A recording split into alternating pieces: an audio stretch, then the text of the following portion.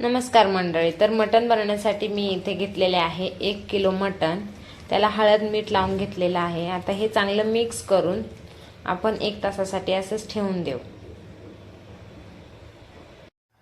आता मी इथे गॅसवरती कढई गरम करण्यासाठी ठेवली आहे. त्यामध्ये 2 ते 3 चमचे तेल टाकलेले आहे. आता त्यामध्ये मी हे मॅरिनेट केलेलं मटण टाकते.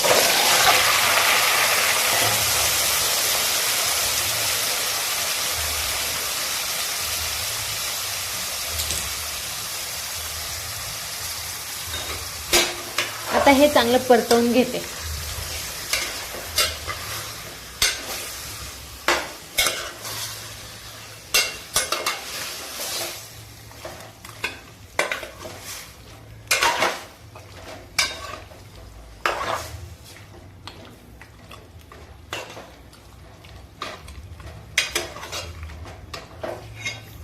हे परतवून घेतलेलं आहे.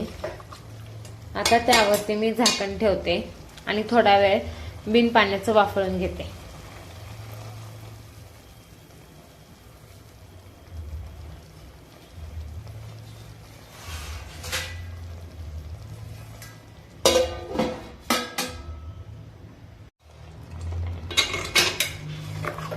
आता मटणला पाणी सुटलेलं आहे.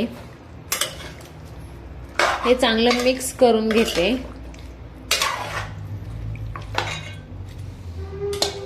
त्यानंतर पुन्हा त्यावरती झाकण ठेवून झाकणामध्ये पाणी ओतते.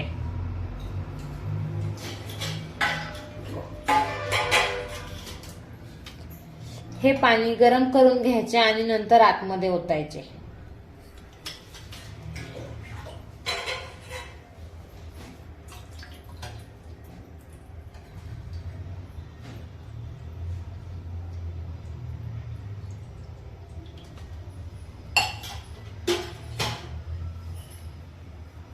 अशा प्रकारे आपण आता मटण शिजवून घेऊ. आता आपलं मटण हे शिजलेलं आहे. मी हे दुसऱ्या साईडला ठेवते. आता पातेलं गॅसवरती ठेवते. या पातेल्यामध्ये मी भाजीला फोडणी देते.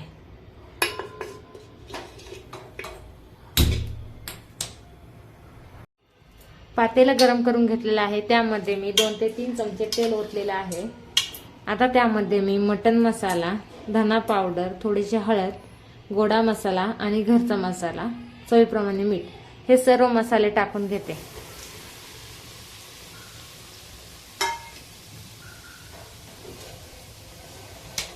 हे मसाले मी चांगले परतून घेते.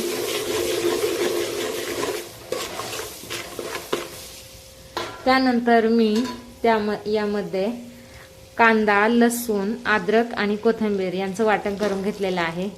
ते पण चांगलं परतवून घेते.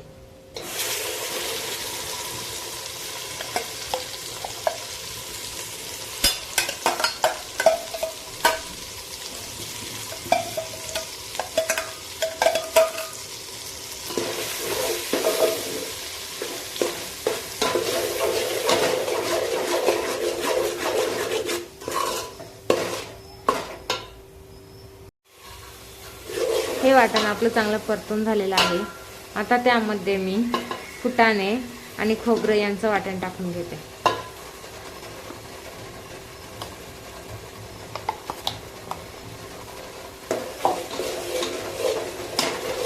हे वाटण पण आपण चांगलं परतून घेऊ.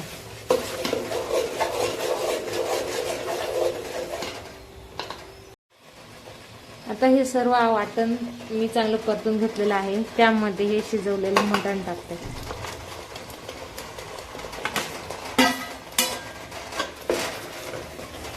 हे चांगलं परतून घेते.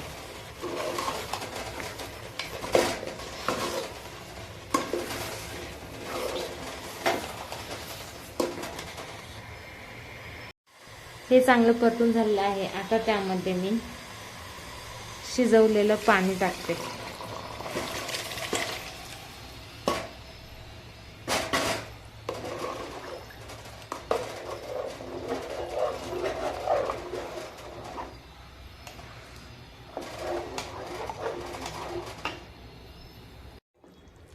मटणच्या रस्सा भाजीला चांगली उकळी आलेली आहे.